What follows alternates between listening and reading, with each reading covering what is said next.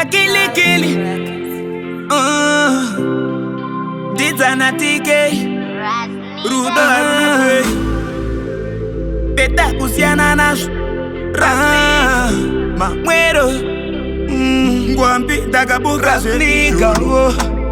Kungomuka akandi chinchira Swese achindibukira Wangu ataitiwo Ndiye gacha ndiitira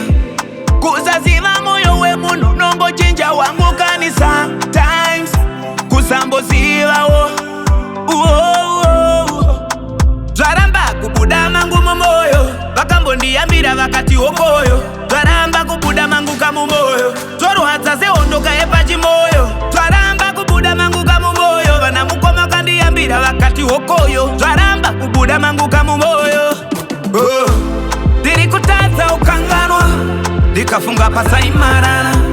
Diri kutaza ukanganwa Mapiki ataitorana Diri kutaza ukanganwa Dikafunga pasaimarana Diri kutaza ukanganwa Ne mapiki ataitorana Andrambe ndripa ku, andrambe ndripa easy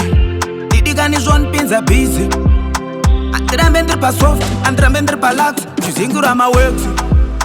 Antode zon donota, dinondi nonota Dinondi rerute Kwandinoda ndoshika Kunyangwe usipo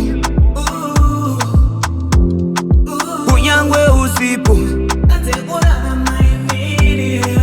Kunyangwe usipo Kunyangwe usipo Atendo tata kukanganwa inini Diri kutata ukanganwa Dikafunga pasaimarana Diri kutata ukanganwa Mapiki ataitorana Diri kutata ukanganwa Dikafunga pasaimarana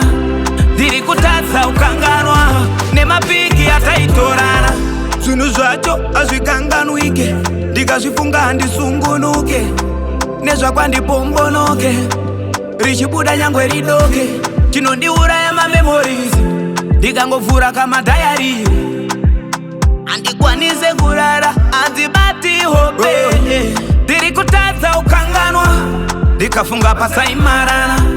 Diri kutadza ukanganwa Mapiki ataitorana